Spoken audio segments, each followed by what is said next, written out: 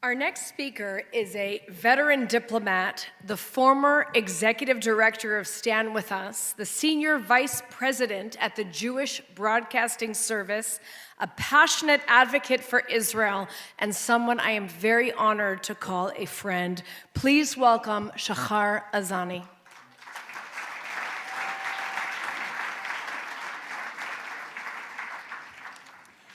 Good evening. No. Good evening.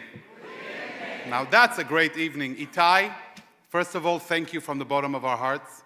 We salute you. We stand with you. You're incredible. Let's give him a huge round of applause.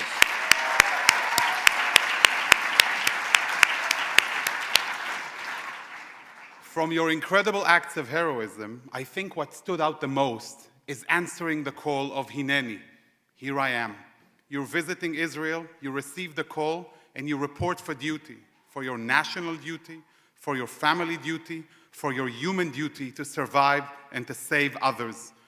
It's an incredible call which each and every one of you is answering at this very minute, in coming together for solidarity with Israel, in supporting the IAJF's work, and in supporting the people of Israel. You, my friends, answer the call of Hineni. So let's give you a round of applause.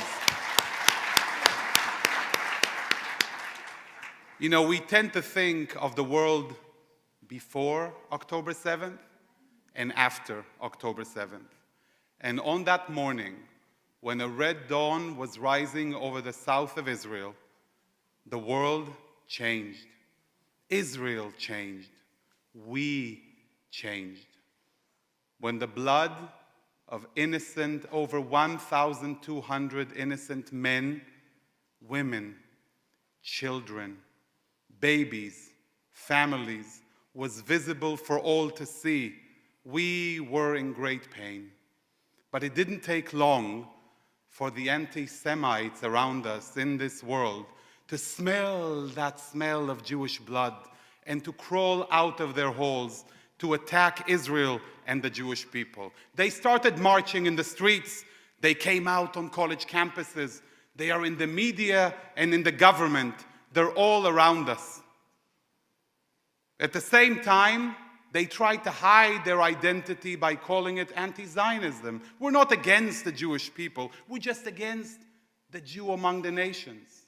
We're not against the existence of Israel. We're just, to quote the Women and Gender Studies at Syracuse University, the 75-year-old occupation of Palestine. We know who you are. We see you for who you are. And we will call you out.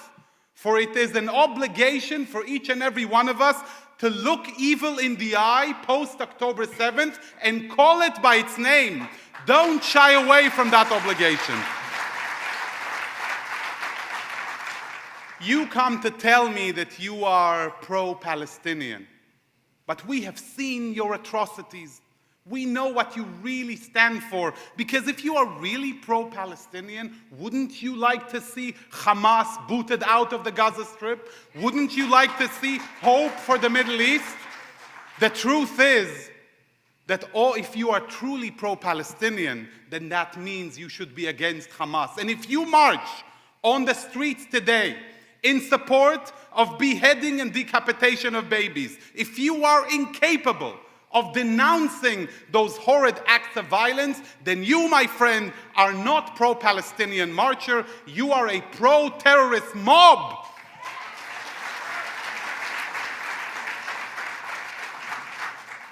You know, we tend to say that what starts in Israel doesn't stay in Israel. I am a graduate of the mid-90s, where we saw this exquisite, barbaric savages of Hamas introduced to us the suicide bombing attacks against innocent Israelis. I still remember when the Israeli public was rattled with a young Helena Rapp at the age of 15 of blessed memory in the city of Bat Yam in the ancient Jurassic year of 1992. Lost her life, and the Israeli public was rattled. How could she have been knifed down? Only 2-3 years later, we started seeing streams of blood flowing down our streets at the hands of that same Hamas organization. And guess what? Not too many years later, we started seeing it in the United States, in London, in Madrid, in Paris, and elsewhere. What starts in Israel doesn't stay in Israel, my friends. And what starts with the Jews doesn't end with the Jews. The societal decay that anti-Semitism represents is a warning sign for us all. For when we look at our future generation, what do we see? The Hillcrest High School mob besieging a teacher for expressing her mind? What do we see? The TikTok generation expressing support for Osama bin Laden. What is the future of our society if these are our children? We know that the world has changed. We know that Israel has changed. But we also know that we have changed. Because guess what? We started taking names. We are quiet no more. This, my friends, is an age of accountability.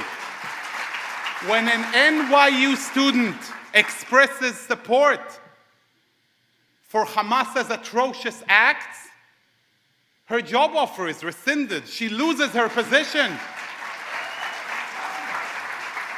When heads of campuses, Hofstra and elsewhere, are too embarrassed or ashamed to take the moral standpoint of expressing their outrage against Hamas's evil, still playing the game of equivocations, they will receive no money from us, whether if I'm a $1 million donor or a $100 donor.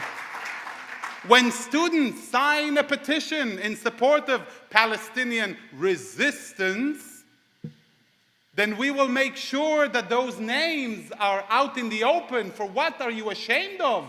Are you embarrassed of that signature? Stand behind it. It's just like watching those demonstrators who receive money to march in the streets, but they cover their faces like an Egyptian mummy. What are you afraid of?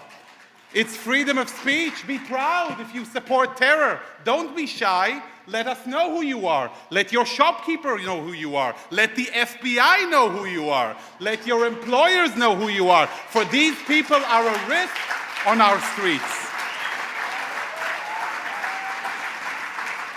I am extremely proud of the fact that even in Israel, my friends, we started taking names. If we show tolerance towards support of terror, no more. If you show support for these acts of terror, we will be on your doorstep. And guess what? You will get that lovely photo op with the flag of Israel. Smile or cry, all the same to us. We started taking action. Quiet no more, my friends. Remember, it's an age of accountability. You need to bear the consequences for your deeds. We need to make that demand of ourselves and of everybody around us. We as Jews have worked hard to build bridges, build connections with other communities. Now is the time to ask, where were you on the evening of October 7th?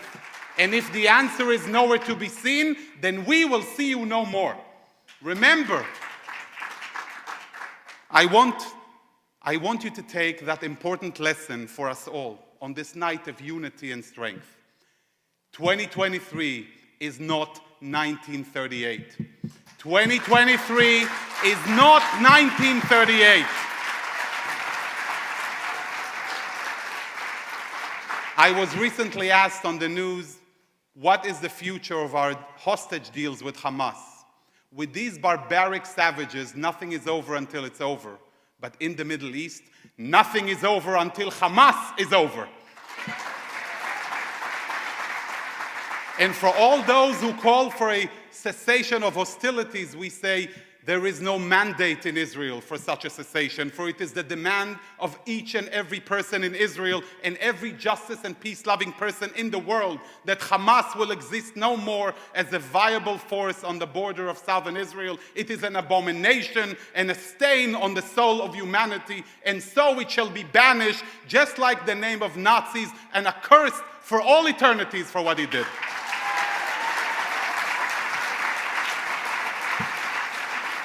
I'd like to conclude with words of wisdom that I often go to remind myself of our fragile human existence. To everything there is a season, and a time to every purpose under the heaven, a time to be born and a time to die, a time to kill and a time to heal, a time to weep and a time to laugh, a time of war and a time of peace. Let this, my friends, be a time of war. Thank you very much.